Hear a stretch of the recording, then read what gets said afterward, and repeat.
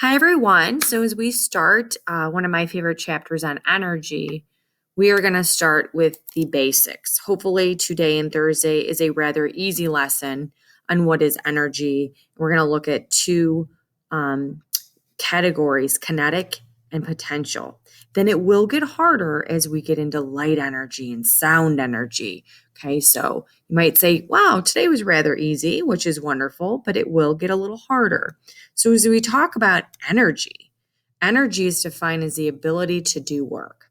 Did you know that everything in the world can be organized into two categories or groups? These two groups are matter and energy. If something's not matter, well, guess what? It's energy. Energy is all around us. Maybe we see it as light. Maybe we feel it as heat. Maybe we hear it as sound, and we produce energy as we do work. Scientists put energy into two groups: kinetic, potential. Kinetic energy is nicknamed energy of motion. Anytime you see a moving object, that's kinetic energy. All moving objects have kinetic energy. So when you see an object in motion, maybe you are kicking a soccer ball. The ball is in motion. You might notice that soccer ball changed its direction. It moved up, down. You can kick it forward. You can kick the ball backward.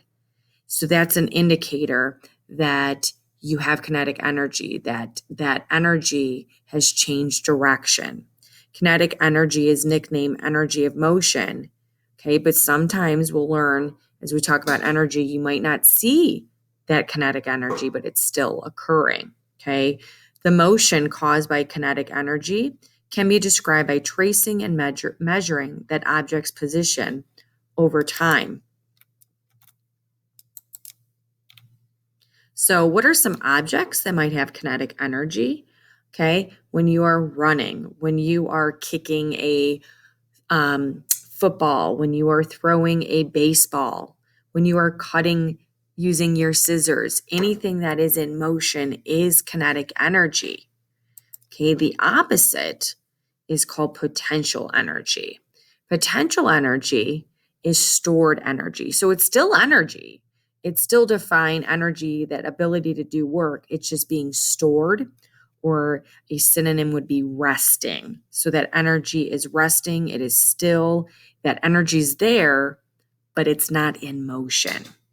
So even when an object is sitting completely still, did you know that it has energy? It's just energy that's being stored inside that can later be turned to kinetic energy, that energy of motion.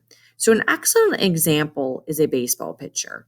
Right before that pitcher throws that baseball and uses energy of motion or kinetic energy, he's standing very still.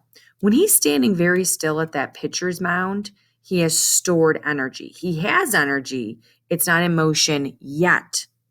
Okay, so at that point, when it's stored, it's potential. The minute he starts to wind up and release the ball, that stored energy, potential energy, is then changed to kinetic energy, that energy of motion. But think about what caused that ball to move, okay, is that pitcher, as he wound up that ball, okay, and released it, he started with potential energy, and then it was converted to potential or kinetic energy.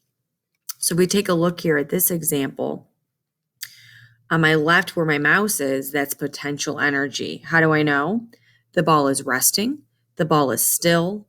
The ball is stored energy. So we've got potential. Then he's going to apply a force, either a push or a pull on that ball. The minute he pushed that ball down that hill, that energy then was converted from potential to kinetic energy, energy of motion.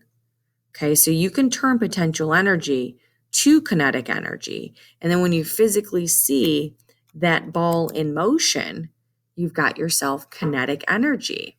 So we sum up: potential energy is stored energy. If an object is not moving, does it still have energy? It does, it's just stored. What eventually happens to that stored energy that's resting or still?